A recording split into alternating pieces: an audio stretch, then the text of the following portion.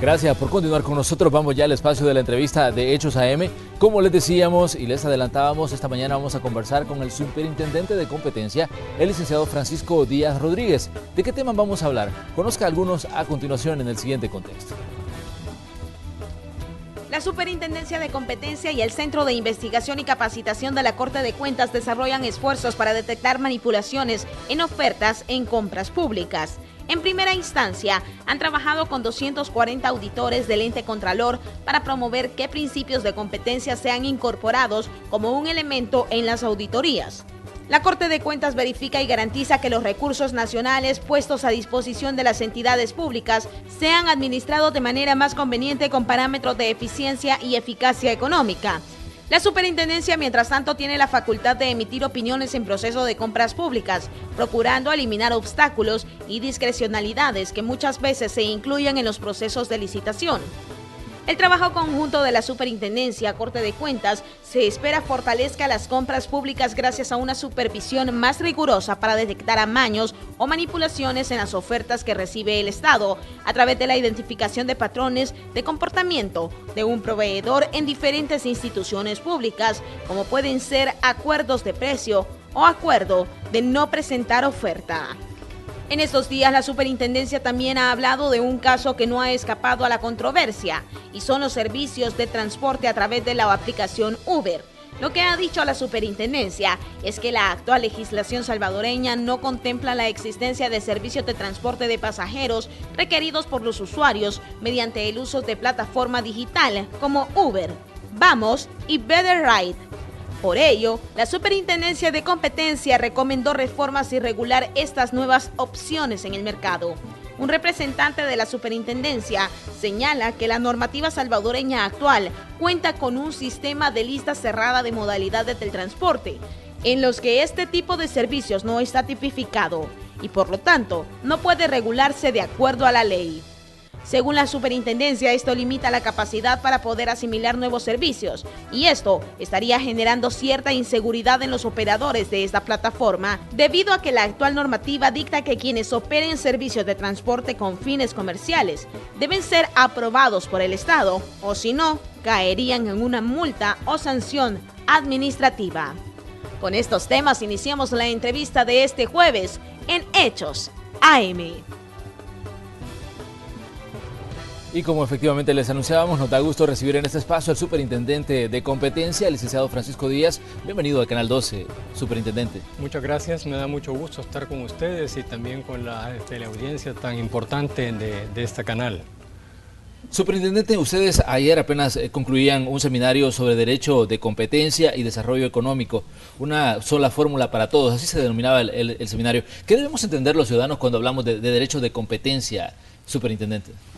El derecho de competencia es aquel que pretende mantener unas condiciones de libertad de mercado para que todos los agentes económicos, grandes, medianos y pequeños, puedan acceder a la actividad económica sin trabas de por medio.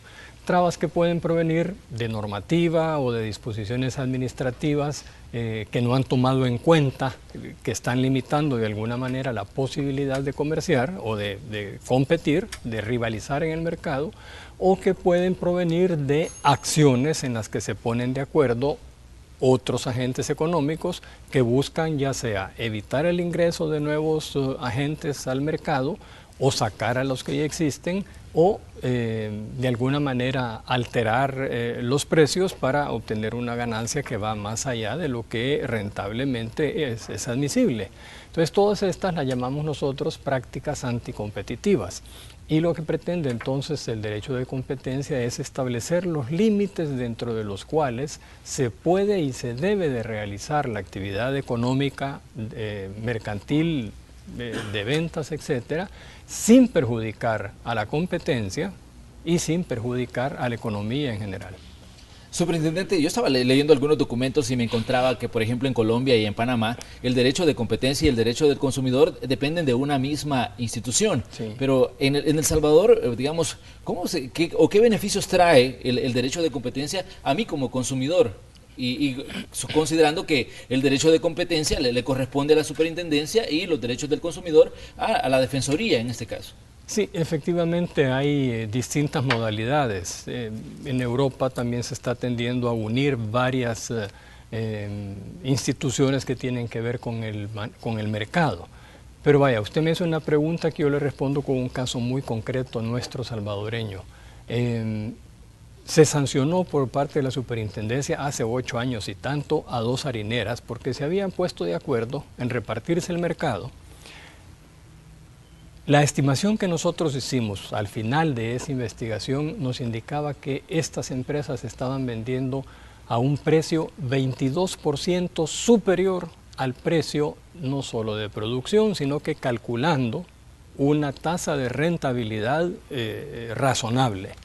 Quiere decir entonces que por cada libra de harina que compró el panificador estaba pagando un 22% más de lo que correspondía.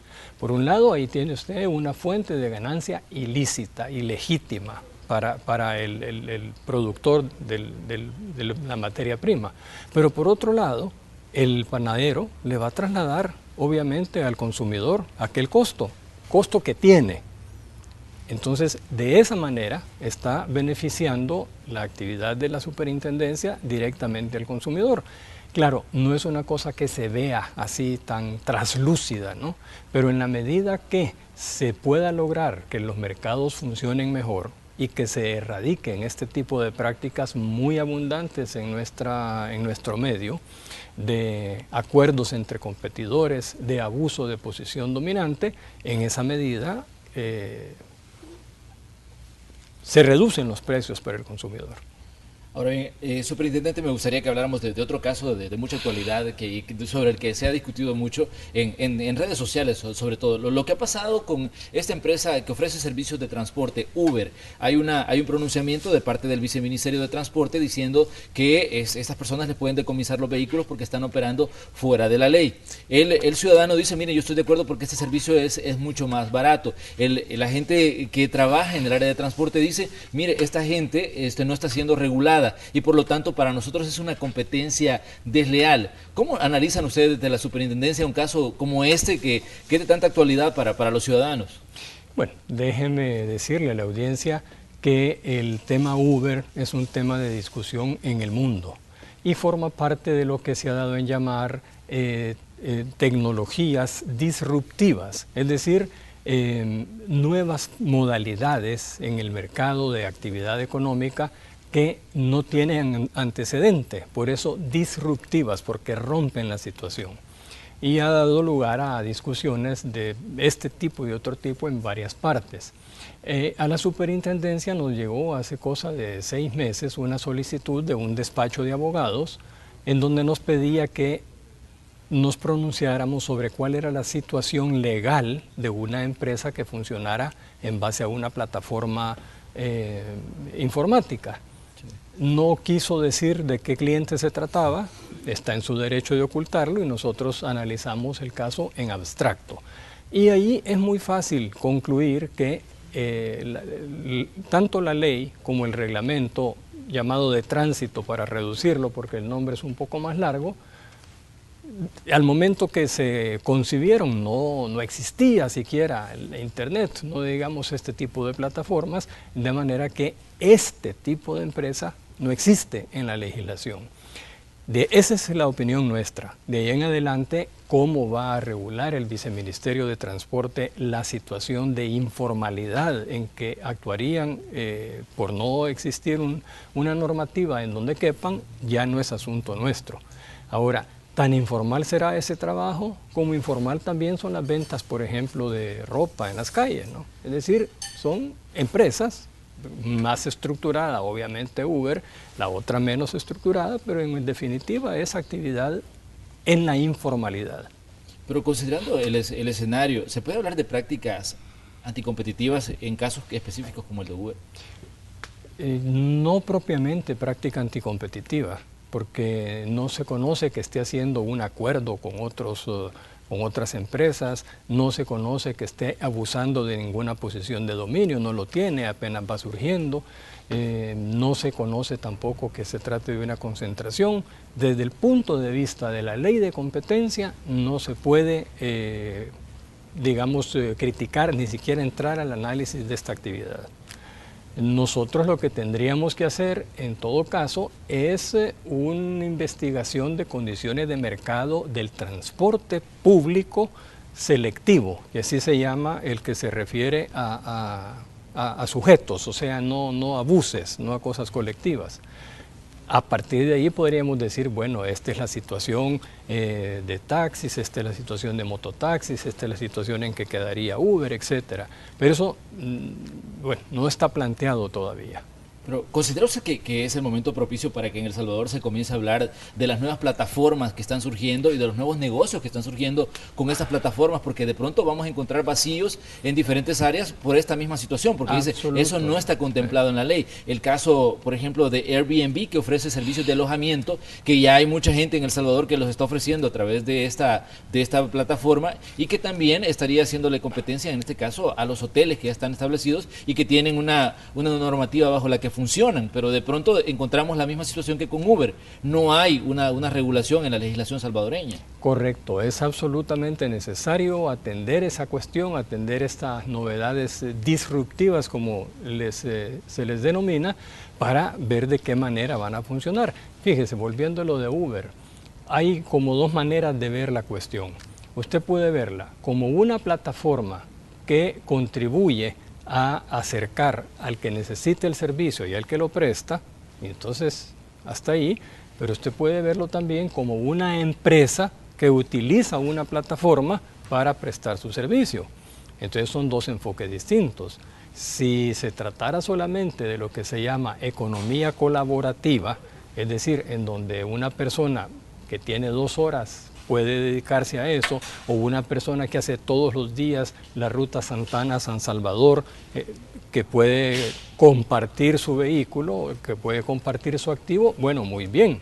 Pero cuando ya se establece una situación en donde hay personas que se dedican única y exclusivamente a aquello, y ya es una actividad pura y estrictamente comercial, obviamente estamos hablando de una empresa que se sirve de una plataforma. Entonces, si esta empresa obviamente tiene que tener algún tipo de registro, tiene que pagar impuestos porque utiliza servicios públicos desde el espectro radioeléctrico en adelante, no digamos las calles, etcétera. Tiene que establecer relaciones laborales con los motoristas, tiene que haber seguridad para los pasajeros en caso de un accidente o una cosa parecida. Entonces, todo eso claro que necesita regulación. Y el caso que usted ponía también de Airbus y el otro que no recuerdo cómo se llama, el de localización de alojamiento, ¿no? Airbnb, que en Europa, por cierto, ha generado ya en algunos barrios protestas colectivas porque como no hay ningún control, llega cualquier gente, hacen cualquier tipo de escándalo, se pasa todo un verano en que la gente que vive, que reside ahí no puede dormir, digamos. Entonces todas estas cosas necesitan regulación, ciertamente. Le decía este caso en específico porque, por ejemplo, en Nueva York hay una discusión importante respecto al tema, porque decían, en este caso los hoteleros estaban quejando de que de pronto esta gente estaba ofreciendo servicios de alojamiento, pero no estaban pagando impuestos y no tenían algún tipo de regulación. Y me decía, mientras que nosotros, decía, cumplimos incluso normas de salubridad. Y esta es una discusión que la vemos como vimos el caso de Uber, cuando hubo discusiones en diferentes partes del mundo, en Europa, en Sudamérica, en Norteamérica, y de pronto no nos imaginábamos que esa discusión iba a llegar aquí. Llegan tarde, pero siempre llegan esos problemas. Y creo que tienen razón los hoteleros en el momento que hacen ese tipo de observación y crítica, pero la solución no puede decir que no existan los otros, ¿verdad? La solución tiene que ser que se regularice la situación, que paguen sus impuestos, en fin, que respondan en términos sociales, en términos tributarios, que no se puede seguir haciendo una actividad absolutamente por la libre. Si hablamos del caso de Uber en específico y lo vemos desde la perspectiva de los transportistas, ellos dicen es una competencia desleal, pero si lo vemos desde el punto de vista de la gente que está trabajando con Uber o de los mismos inversionistas, dicen, miren, esto nos está generando incertidumbre jurídica a nosotros. Son dos aspectos diferentes de un mismo problema, ¿no? Sí, y Se dice competencia desleal con mucha facilidad, pero la competencia desleal está regulada en el Código de Comercio, no en la Ley de Competencia, y no es atribución nuestra ver la competencia desleal, y no encuentro, hasta donde lo recuerdo yo, que en la regulación de la competencia desleal pueda caber una cosa así. Pero se dice, es fácil decir desleal por eso, ¿no? Porque están en unas condiciones de no regulación a las cuales sí están sometidos los otros, y entonces sí sienten que están en una situación de desventaja. Pero yo repito, la solución en este y en otros casos creo que no puede ser eliminemos, ¿verdad? Sino que regulemos, que las condiciones sean paritarias para todos. Sobre todo considerando la reacción que tiene el ciudadano que a diario está en contacto con este nuevo servicio, porque de pronto nosotros hacíamos un sondeo y muchos de los usuarios de este nuevo sistema de transporte decían, miren, no estamos de acuerdo con la forma en que se está manejando el tema al hablar de que se le van a decomisar los vehículos a esta gente. Mejor se debería de buscar algún tipo de mecanismo que a la larga se les permita funcionar y que el usuario sea el que decida si utiliza ese nuevo sistema o se va por la vía tradicional. Bueno, por eso digo, ya como las autoridades del Ejecutivo van a manejar esta situación, no nos corresponde a nosotros decirlo, pero lo que sí es cierto, eso no cabe ninguna duda, es que hoy por hoy no existe en la ley salvadoreña un espacio donde tenga cabida este nuevo tipo de servicio. Y ese vacío hay que llenarlo, y de hecho, bueno, creo que se ha dicho en los medios ya, está trabajando el Ministerio de Economía con el Viceministerio de Transporte en algunas reformas a la ley de tránsito. También, superintendente, yo estaba leyendo un documento sobre el trabajo en conjunto que están haciendo la Superintendencia de Competencia con la gente de la Corte de Cuentas, porque están buscando que haya mayor transparencia en el tema de las licitaciones. Tal vez se nos habla de este trabajo que están haciendo y de este proceso de capacitación de gente de la Corte de Cuentas y que está trabajando directamente con ustedes. Bueno, le agradezco mucho esa pregunta porque me da chance de hablar un poquitito más del tema. Una de las atribuciones nuestras es precisamente como superintendencia, o mejor dicho, una de las posibilidades de práctica anticompetitiva son los acuerdos entre los oferentes en las licitaciones, sean públicas o privadas. Entonces eso nos da la responsabilidad de analizar ese tipo de situaciones. Desde hace ya varios años hemos venido trabajando primero con la UNAC, que es la Unidad Nacional de Adquisiciones y Contrataciones del Ministerio de Hacienda, y a través de ellos con las UASIs, por lo menos con las UASIs más importantes, es decir, las unidades de adquisiciones y contrataciones de las distintas instituciones. Lo hemos hecho con gobernaciones, con municipios, con instituciones descentralizadas. Eso ha sido un trabajo, ya puedo decir, tradicional. Más recientemente firmamos un convenio con el Instituto del Seguro Social, y ahí lo que hemos hecho es una revisión de los expedientes en ciertas áreas, no puede ser en todas porque es cantidad de cosas lo que compra el Seguro Social, pero en ciertos bienes o servicios sensibles, y estamos revisando hacia atrás cómo se han dado esas licitaciones para ver si hay patrones ahí que puedan indicar, bueno, aquí hubo colusión, o simplemente cosas que haya que mejorar.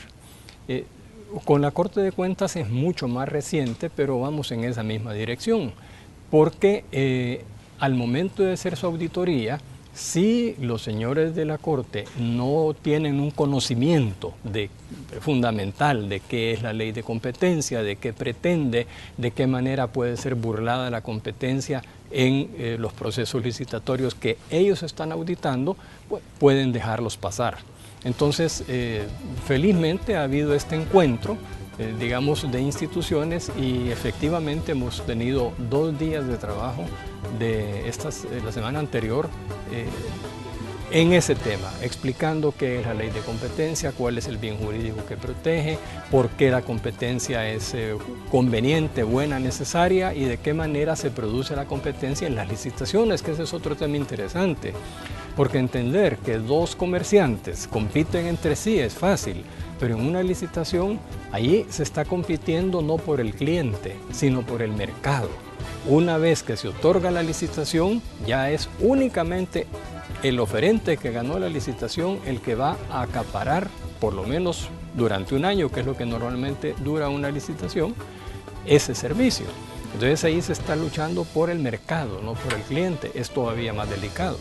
Me llama la atención que dice de lo que se busca evitar, que haya acuerdos entre proveedores y también o que se llegue a un acuerdo de no presentar ofertas. ¿Ustedes han detectado casos en específico donde se pueda cometer este tipo de irregularidades? Sí, sí. Hay muchísimas formas de ponerse de acuerdo entre los proveedores. Una puede ser, bueno, presentemos nosotros 4, vos vas a presentar la más barata, vas a ganar, pero vas a subcontratarnos a nosotros para realizar la obra. Otra es, bueno, vos ganás de este trimestre, yo gano la del segundo trimestre, vos la del tercer trimestre y vos la del cuarto trimestre, cuando son servicios de ese tipo. Hay muchísimas formas. El caso, creo yo, más interesante que nosotros hemos trabajado, en donde ya hay una resolución, por supuesto, sancionatoria de parte de la superintendencia, pero que actualmente está en apelación ante la Sala de lo Contencioso Administrativo, fue con la provisión del seguro de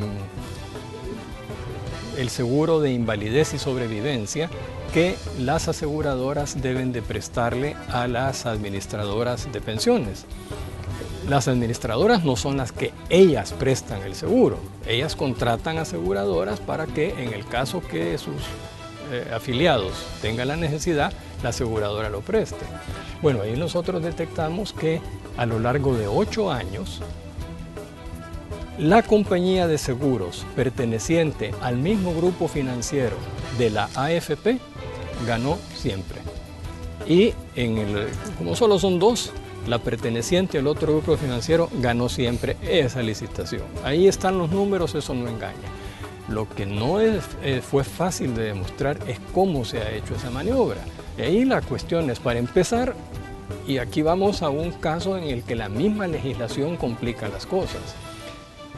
Existen unas normas que reducen el número de compañías aseguradoras que pueden ofrecer este servicio a un mínimo, porque hay una exigencia en el sentido de que solo pueden ofrecer este servicio a aquellas aseguradoras que se dedican exclusivamente al rubro Entonces eso limita enormemente la posibilidad de ofertante. Ya de ahí en adelante vamos en una situación complicada. Entonces, compran bases las 3, de pronto una retira, queda la otra y ahí es donde se empieza a ver el patrón. La oferta que se presenta a la administradora A tiene estas características, la que se presenta a la administradora B tiene estas otras características, y por el lado de la otra empresa de seguros, una situación similar pero a la inversa. Entonces, claro, han ganado siempre las mismas. Muy bien, vamos a hacer una pequeña pausa comercial. Les invitamos a que continúen con nosotros. Este es el espacio de la entrevista de Hechos AM.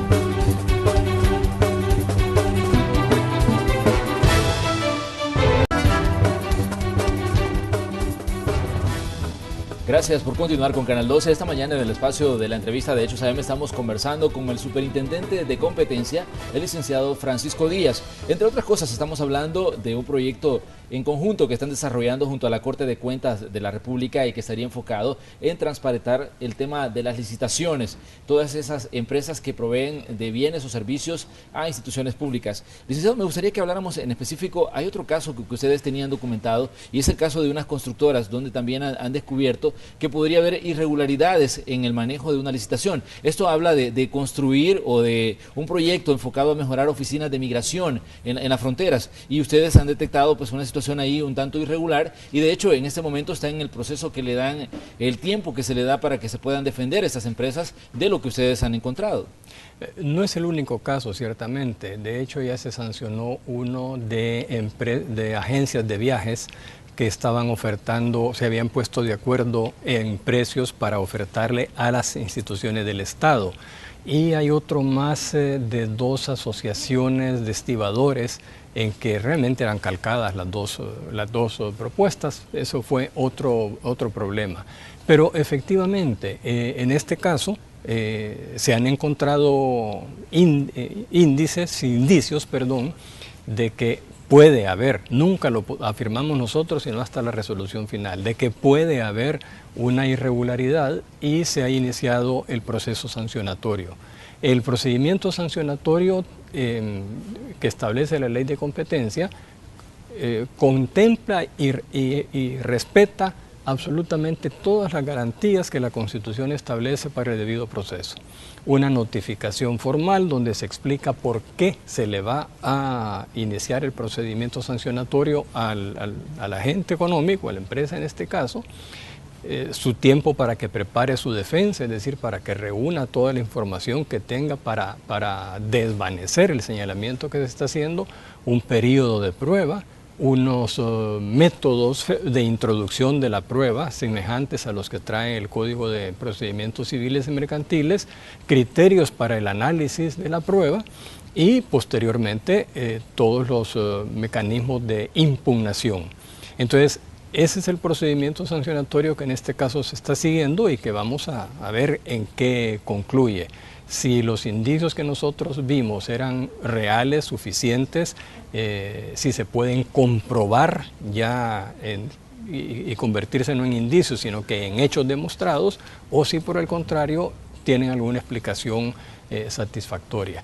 Aquí hemos encontrado otro tipo de situaciones que lamentablemente no las comprende la ley de competencia, que tendríamos que hacer una reforma ahí, pero por el momento se lo hemos advertido al Ministerio de Hacienda, y es que convendría que en las licitaciones se establezca siempre como uno de los requisitos una declaración jurada donde se indique que no hay relación entre determinadas empresas. Pues nos hemos encontrado una empresa con un nombre que es propiedad del señor fulano de tal, que oferta en una licitación a la par de otra empresa con otro nombre que es propiedad de la señora del señor fulano de tal. Entonces ahí tiene dos empresas donde hay un montón de similitudes, pero que no llega a... Está bien hecha la situación, pues no llega a haber un ilícito desde el punto de vista... La ley se quedaría corta para establecer, digamos, este tipo de situaciones. Exactamente. Licenciado, hay una serie de situaciones en las que últimamente a nivel mediático hay una palabra que se utiliza mucho, corrupción. Y por lo general cuando nos referimos a corrupción, la mayoría de ciudadanos pensamos, un funcionario que está aprovechándose de su cargo o que se puede decir en determinado momento puede estar robándole al Estado. Pero son estas formas más sofisticadas de corrupción lo que estamos hablando de los amaños que se pueden cometer en licitaciones. Sí, efectivamente. Fíjese que ese es uno de los aportes interesantes que da el derecho de competencia, porque como usted dice, corrupción a funcionario público. Pero una empresa que por su poder de mercado, su poder de mercado, que así se llama, altera los precios, los pone por encima de lo que razonablemente debe de tener como rentabilidad y como costos, como el caso que ya mencionábamos de estas harineras, realmente están obteniendo una ganancia ilegítima, porque hay una violación a la ley por una parte y por otra parte ilícita, obviamente, no ilícita porque viola la ley, ilegítima porque no tiene legitimidad. Y de esa manera una empresa se está apropiando de un excedente que no le corresponde y afectando directamente al bolsillo del consumidor. Y eso es una forma de corrupción en el sector privado. La mayoría de veces los procesos que sigue la Superintendencia de Competencia, digamos, es por normas, solo se ponen sanciones cuando ustedes encuentran irregularidades y encuentran una responsabilidad. ¿Tienen ustedes datos de cuántas sanciones se han impuesto que se han traducido pues, en multas en determinado momento?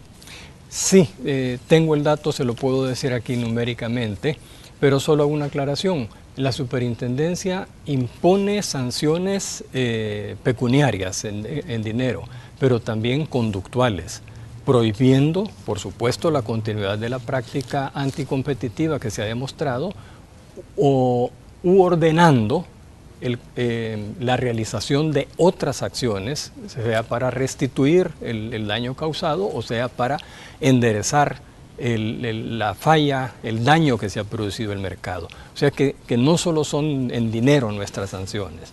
Y sí le puedo decir que el total de multas desde que nació la superintendencia en el año 2006 hasta final del 2017 es de 16.2 millones de dólares de multas que han sido impuestas, de las cuales, y eso sí es la parte lamentable, se han pagado 5.1 millones, o sea, un poco menos de la tercera parte, ¿no?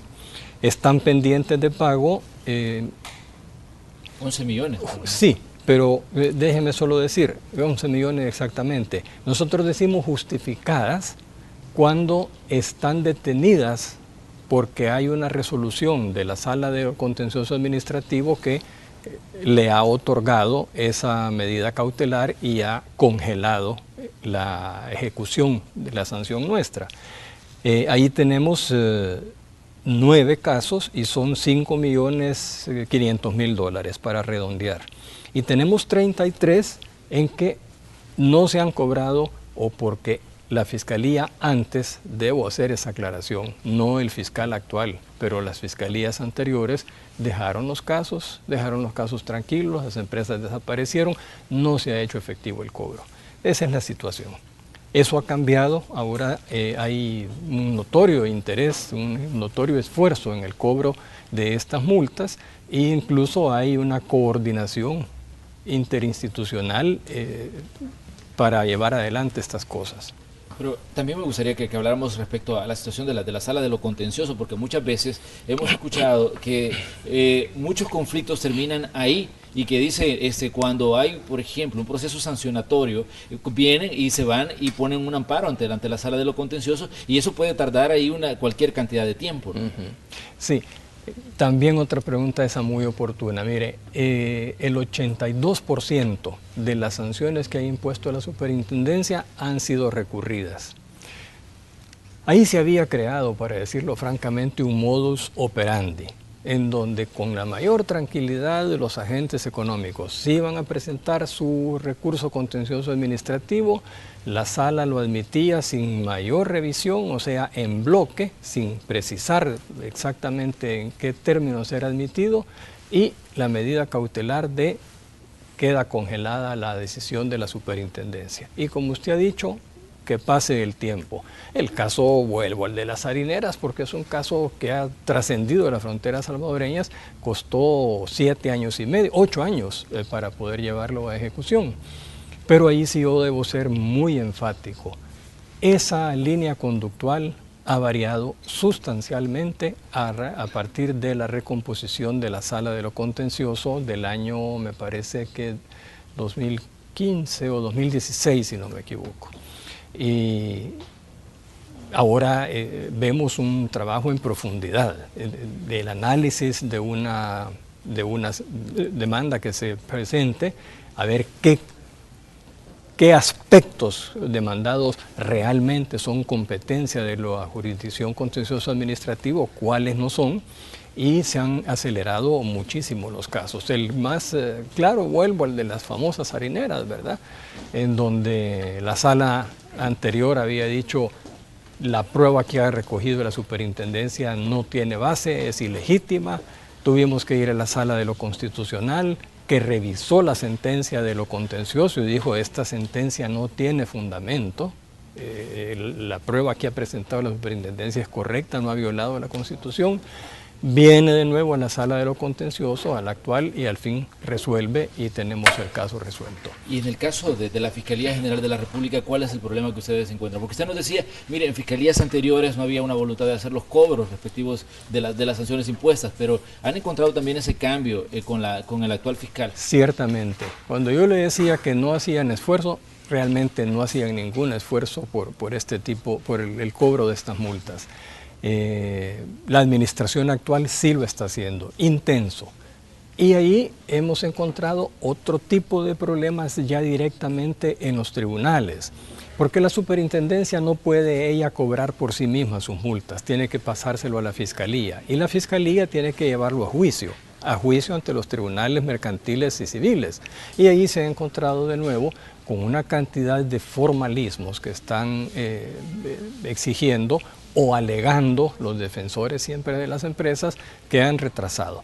Pero paso a paso, como se dice, piano, piano, va lontano, poco a poco eso se va a ir resolviendo y no me cabe duda de que va a ir siendo cada vez más efectivo el trabajo de la superintendencia y con ello introduciendo una nueva cultura en El Salvador de respeto a las normas del comercio y hacer comercio. Hace un rato ustedes estaban hablando acá en este mismo set sobre el irrespeto a las normas de tránsito, que pareciera ser que ya es una manera de actuar nuestra, una cultura. Lo mismo con el tema de la competencia. Aquí la costumbre ha sido hacer lo que se quiere, ¿no? Y ponerse de acuerdo como se quiere. Eso es poco a poco lo que vamos venciendo. Muy bien, superintendente, gracias por acompañarnos esta mañana aquí en el espacio de la entrevista de Hechos AM. Obviamente tenemos más temas que conversar con usted, vamos a dejar abierta la invitación para que nuevamente venga y hablemos de esos aspectos que definitivamente los ciudadanos tenemos que enterarnos, tenemos que conocer los factores que están en juego, por ejemplo, cuando hablamos de competencia en El Salvador. Pues le agradezco mucho de antemano, estamos absolutamente a su disposición, es parte de nuestra responsabilidad dar a explicar estos temas y hacer comprender qué es esta cuestión. Solo déjeme decirle, la competencia es para la economía, para cualquier economía, lo mismo que el ejercicio físico para su salud. Y el monopolio o el oligopolio es el colesterol de la economía. Entonces, en ese amplio margen es donde nosotros trabajamos. Gracias, superintendente, por acompañarnos. Muchas gracias a ustedes. Cerramos nosotros el espacio de la entrevista de Hechos AM, pero tenemos más información con Ana Yancy y con Salida Magaña.